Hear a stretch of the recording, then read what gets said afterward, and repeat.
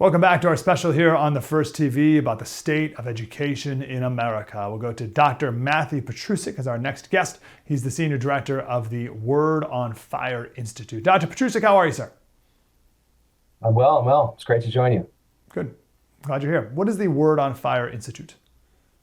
So the Word on Fire Institute is part of Bishop Robert Barron's apostolate, Word on Fire Catholic Ministries. So it's really divided into three parts. There's all the work that Bishop Barron does.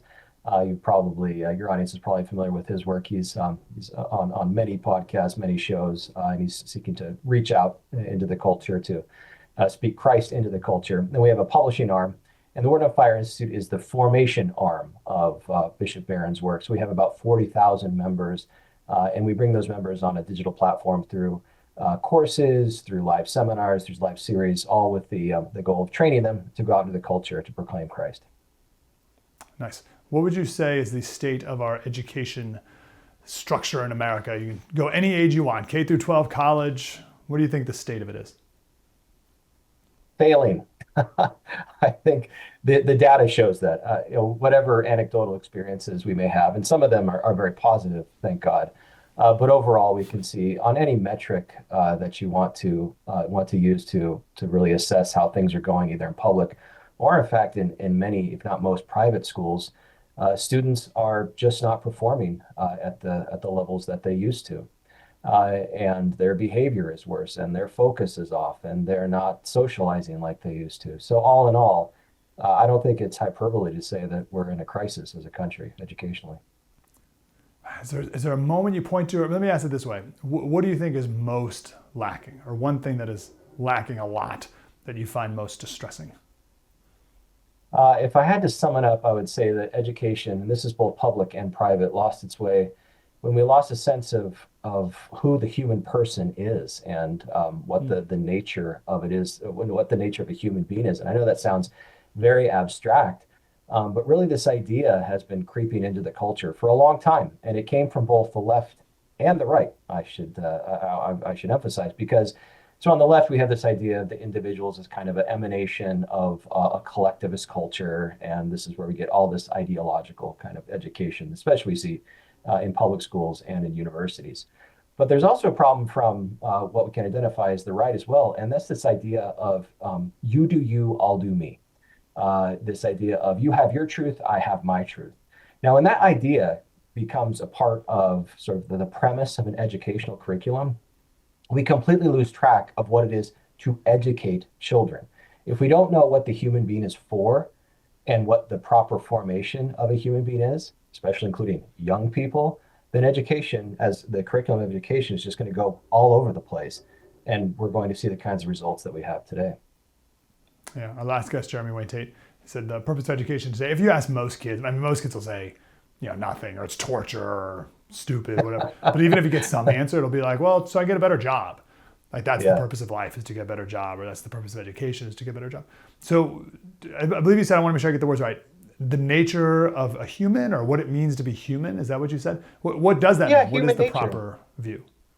Yeah, well, just as analogously, we know what any given organ in the human body is for, right? We know what its function is, and because we know that, we know what defines health, and we know what defines disease. If we didn't have that baseline standard for the function of any given organ or any given system in our body, then the whole enterprise of medicine wouldn't make any sense. Well, it's just using that in an analogy to say we have to know what the function of a human being is as a whole, not only in terms of our biological health, but our psychological health, our moral health, our spiritual health. And prior to, it's hard to put a date on it, but let's say prior to the last 50, 60 years, there was a kind of consensus across most of the West, not just the United States, that the overarching arch of any human life was basically to become acculturated, become habituated, to learn the virtues, to, of course, learn how to be able to be productive in some sector of the economy, but to learn how to behave, to learn even basic things like how to converse and have eye contact, and how to grow up and have a family and manage a household. That was sort of the basic structure, but that has completely fallen apart again, for many reasons. But having lost that, then trying to have an educational curriculum sort of absent this basic agreement of what it is to be a person, what it is to be human, we're going to continue to see the kind of failure we see now. Gosh, that's so good. Do you mind if we go through that analogy one more time? I just want to make sure we really drive that home, and maybe we go a little more into it now. And of course, analogies break down eventually, but do the medicine analogy again. So like if we didn't know the parts of the human body or why they mattered, what would medicine then look like? Just to drive home like how absurd education is today because we don't know the nature of a human or the point of human life or the point of life. Yeah. What would medicine look like today if we didn't know what kidneys did? Exactly. Well, unfortunately, sadly, the analogy breaks down in this specific respect. You have medical schools now that have adopted gender ideology, right? So the very concept of there being biological reality is now breaking down because of ideological concerns within medical schools. Now, I think we've turned a corner on some of that. But the analogy is that, look, we know what setting aside that sort of the gender ideology madness, we know what defines a healthy heart. We know it defines healthy kidneys. We know it defines a healthy liver, et cetera, right? We know it defines healthy, the system of the whole body working together. Well, it's not, and this was the case really until not too long ago. You take the whole human being in all of his or her totality. We have some basic idea of what the health of that person is. And if that includes biological health, but more than that, psychological health, moral health, spiritual health. And so this idea that, well, in science, we can talk about the human body, but when we're talking about the human person, it's just up for grabs. We have no idea what to do, and each person gets to create their own truth. It's madness. And we're seeing the results of that, not just in terms of test scores, but the spiking rates of anxiety, depression, suicide, all of this despair. It's all because we've lost track of the basics. That's so, this idea of up for grabs is like, that's a powerful image, and clearly everyone's so lost. So many kids are lost. It's such a shame that we've done this to them.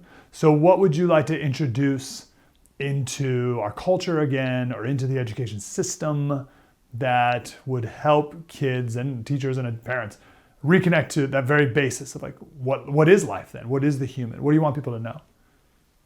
That there is a human nature. So just as even before you start like specifying what it is, just agreement that there is a nature, that it does mean something fixed to be human. It means something fixed to be a man. It means something fixed to be a woman. Now, of course, within that, there can be great variability. In fact, even important variability to recognize in terms of individuality. Absolutely. But there's a baseline standard human nature. And so once we can agree on that as a culture, then on that premise, we can start having conversations about what leads to that human nature flourishing, what leads to just, generically kids being happy. And it's not that hard to start making incremental progress for that. One big thing, for example, is get the phones and the computers out of the classroom. That's one thing that the evidence, we can sort of figure it out anecdotally, we can figure it out through common sense, but now all of the empirical evidence showing that was a mistake.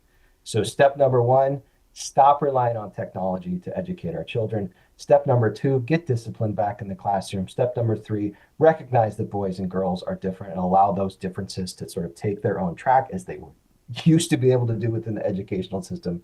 And just, I think those three steps will get us on the path to back to sanity. It's great. Where does Christianity come into this? Where does the Word of God come into this? Well, first and foremost, Christ as the Logos. At the beginning of the Gospel of John, we have that in the beginning was the Word, and it associates Jesus Christ, who comes into time and space, and Jesus, incarnate, and then of course the whole arc of his life, death, and resurrection and ascension into heaven. So that's Christianity in its revelatory form. But as the Gospel of John shows us, Jesus Christ is already present in the world as reason itself, as order itself, as intelligibility itself. And so anytime that we're connected to truth, anytime we're in a spot where our minds have grabbed onto something real, we're already having an encounter with Christ. And so even in the secular sphere, even in public education, we should see Christ in the form of the Logos structuring absolutely all of the curriculum. What is the website for Word on Fire Institute? People can learn more. It's institute.wordonfire.org. Wonderful. Dr. Matthew Petrusek, Senior Director of the Word on Fire Institute. Thank you for your time today, sir. Thank you. Thank you. God bless you. Thank you for your work on this. Wonderful.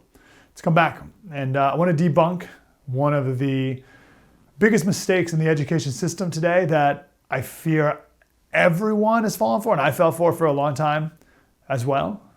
So no shame, but it's time we debunk it once and for all. Welcome back to our special on the education issue.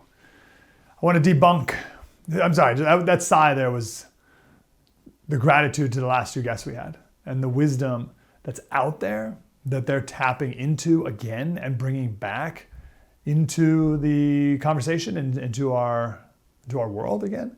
Because it was totally gone for a long time. It was like a dark ages of education where we were stuck in this, or we didn't even know how bad it really was. So we weren't searching for alternatives. But now it's so bad, and more people know it, that we're like, wow, what do we do? And it's like, oh, here's the answer. And the answer's been around for a long time. We don't have to invent anything new. It's all there, which is great. Just got to do it now. And that's can be difficult, and it takes a lot of courage, but there's a lot of people doing it now, which is really great, which is why I encourage you. My kids go to a classical Christian school. Go find a classical Christian school near you. Pray that there's one near you and you can get in, and it will change your kid's life. But before we do that, I want to debunk a pet peeve of mine. People will say, and well-meaning people, and I've always said this too, just because it like rolls off the tongue. There's so many things that roll off the tongue that are so wrong. Like, beauty is in the eye of the beholder, right? That just like rolls off our tongue and we say it, we've all said it or all thought it before. That's just not true. Just because it rolls off the tongue doesn't mean it's true. And here's another one. Ready? Have you ever said this? Don't teach kids what to think. Teach them, what's the rest? How to think. Oh, yeah, it's beautiful. Oh, it's so good. It's so kind and loving and magnanimous and not preachy. Don't teach kids what to think. Teach them how to think. In other words, you wise adult who knows the truth about life, quiet down. Don't impart wisdom to young people. You sit down, let us do it instead. That's what they're really saying, people from the top, the left who are saying that. You pipe down. I want to debunk this with this claim.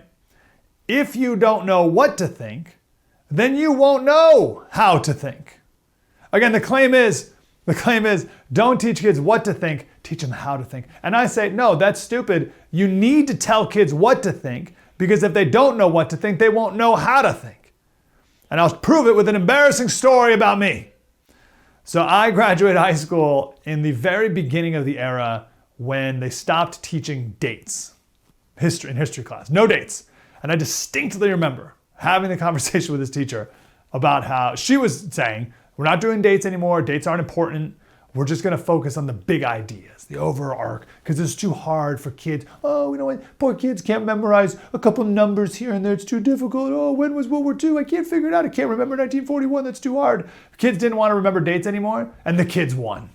I went to school in New York. So I took the Regents exam. That was the big statewide test in New York. It's called the Regents test in New York. By the way, that was the same year when the passing grade went from a 65 to a 55. Shocker, more kids passed. Oh, it's unbelievable. Our rates of passing went up so much. We're so great. They just lowered the test. The passing grade, 65 to 55. But again, I was at the beginning of never learning dates. All right, fast forward. Graduated college, history major, just adding to the embarrassment of the moment. Got my first radio job. I was in Jackson, Tennessee, and I was talking to one of the most decorated war heroes in American history. I believe at the time he was the 12th or 15th, something like that, most decorated war hero ever. His name's Colonel Jim Harding. He's still with us. He served 2 tours in Vietnam. He flew 596 missions in Vietnam. He's one of the most incredible men I've ever met in my life. And we're in the studio together. I'm hosting and he's the guest who's sitting right across from me. And I forget exactly what I said or asked, but it was obviously so dumb.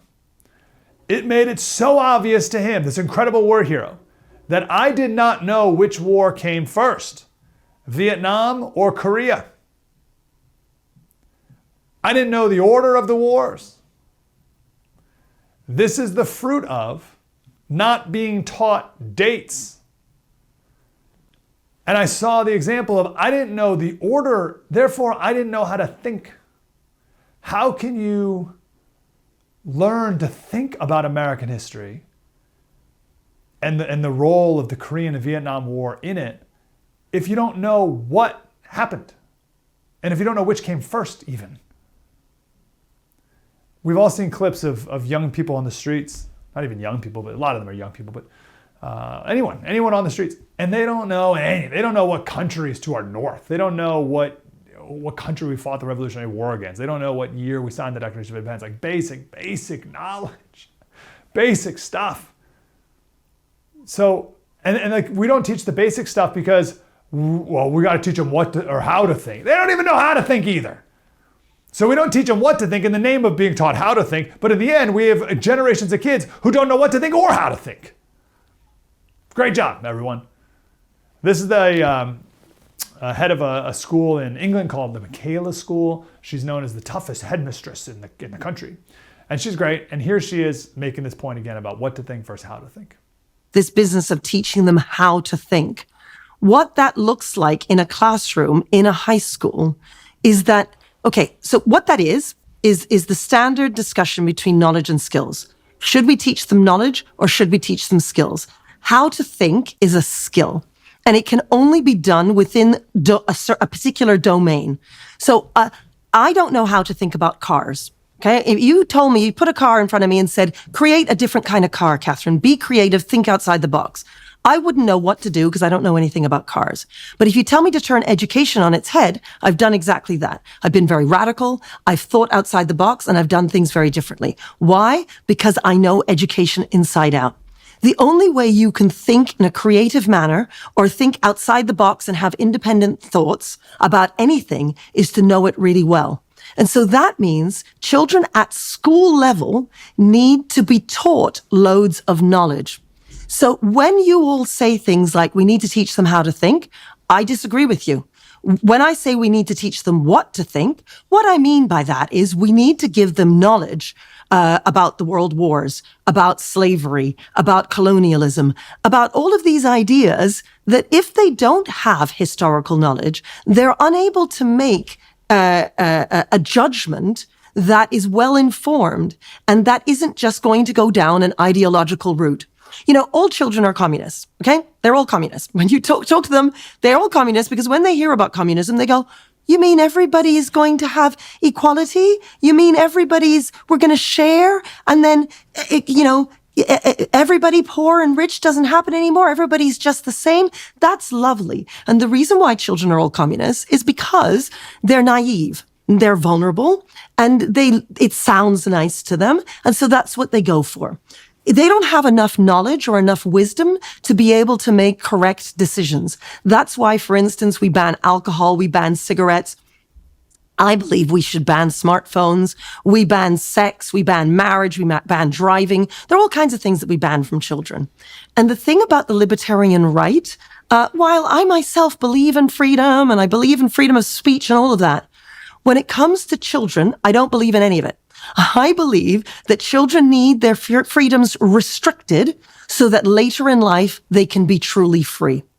And when I say their freedoms need to be restricted, that doesn't mean that they're unhappy. You saw at my school just how happy they were. So let me ask you a clarifying question. Yeah. Do you mean that their freedoms should be restricted, or do you mean that the domain within which they have freedom should be restricted? If you don't indoctrinate your kids, someone else will. And one reason why parents don't indoctrinate our kids properly is because well-meaning parents have been told, don't teach them what to think. Don't teach them. No, you don't teach them. Teach them how to think. Really, that's telling parents, don't teach your kids what's good, beautiful, or true. Let us do it. Let the school system do it. Let the government do it. And they teach your kids things ranging from slop to pure wickedness and evil. And good parents abdicated that to the schools in the name of not indoctrinating. Like we parents, we don't want to indoctrinate the kids, so we'll let you, the school, do it. Come on, someone's indoctrinating your kids. Either it's going to be them, people you do not want telling your kids anything, or it's going to be you. And we know that this is from the devil. Deuteronomy 6, the word of God, verse 5. You shall love the Lord your God with all your heart and all your soul and all your might. And these words that I command you today shall be on your heart. You shall teach them diligently.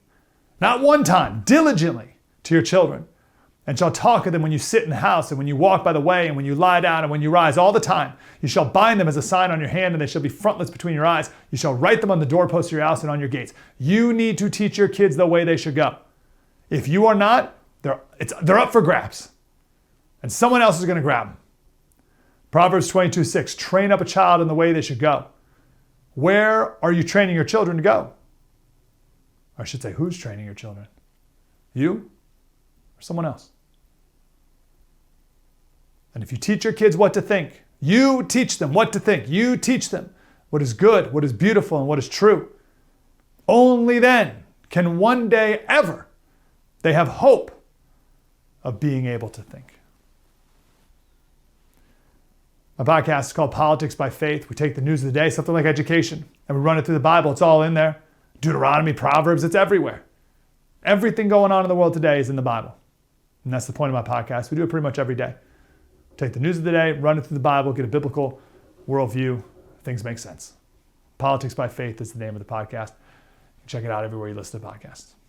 Mike Slater, Mike Slater, The First TV. Spread the word.